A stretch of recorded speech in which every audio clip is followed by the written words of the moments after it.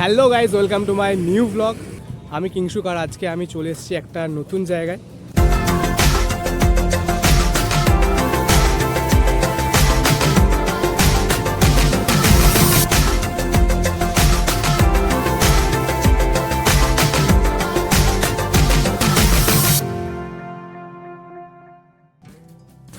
তো এই জায়গাটার নাম হচ্ছে কানাড়িয়া।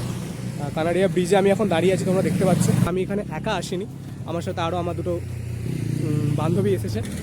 দামোদর নদী এখান থেকে বয়ে গেছে, তোমরা দেখতে পাচ্ছ। আর এখানে সানসেট হচ্ছে।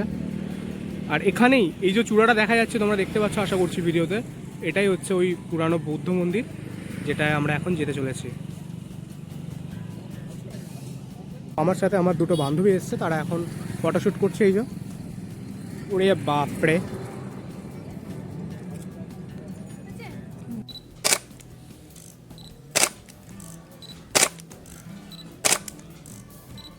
তো এদের ফটোশ্যুট মোটামুটি কমপ্লিট। তো এবার আমরা চলে যাবো সোজা কোথায়, বুদ্ধ মন্দিরে।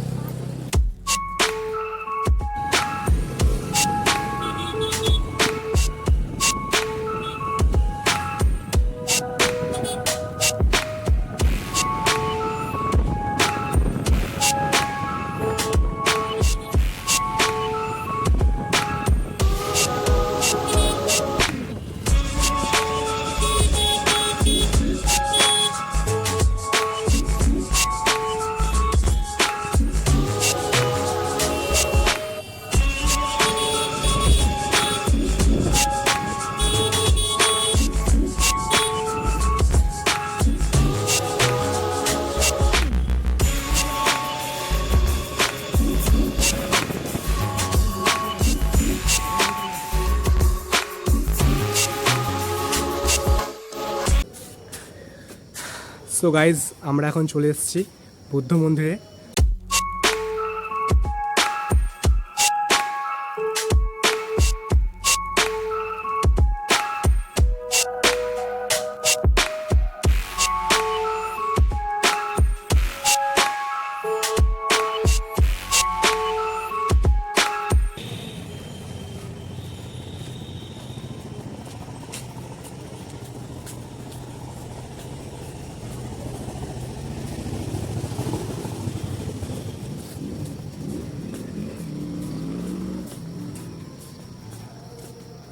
এবং আমার পিছনে দেখতে পাচ্ছ আমার বান্ধবীরা আসছে হেঁটে হেঁটে।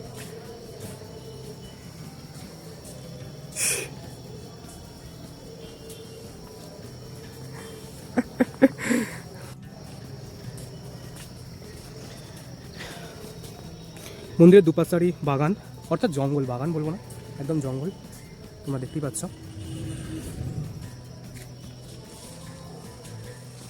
এই সেই প্রাচীন বৌদ্ধ মন্দির।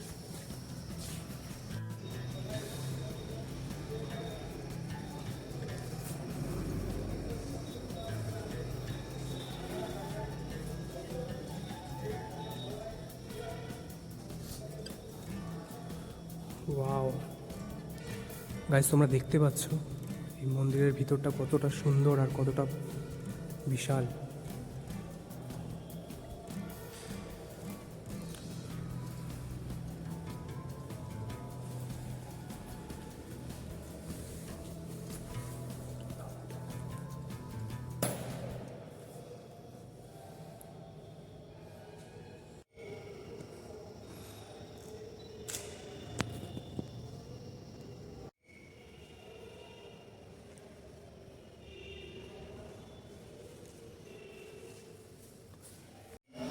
সো গাইজ, এই মন্দিরটা প্রায় কত বছরের পুরানো তোমরা এখানে এই শিলালিপিটা দেখলেই বুঝতে পারবে। আর এই মন্দির খোলা থাকে বিকেল 4টে থেকে 5টা অবধি, তারপর এই মন্দির বন্ধ করে দেওয়া হয়। এদের ছবি তোলা এখনও শেষ হয়নি, দেখতে পাচ্ছ তোমরা।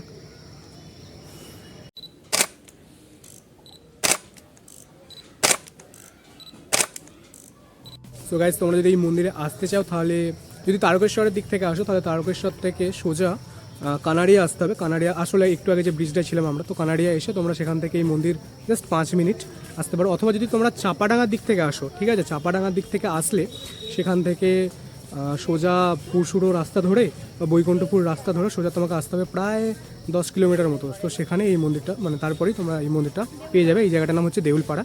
তো দেউলপাড়ায় এই মন্দিরটি অবস্থিত। আর যাই হোক, যা ইনফরমেশান দেওয়া যতটা দেওয়ার আমি আশা করছি আমার ভিডিওর মাধ্যমে দিতে পেরেছি। আর ভিডিওটা যদি তোমাদের ভালো লেগে থাকে তাহলে অবশ্যই একটা লাইক করে দিও। হ্যালো গাইস, যদি ভিডিওটা ভালো লেগে থাকে তাহলে লাইক, শেয়ার আর সাবস্ক্রাইব করুন। টাটা গাইস, দেখা হচ্ছে নেক্সট ব্লগে।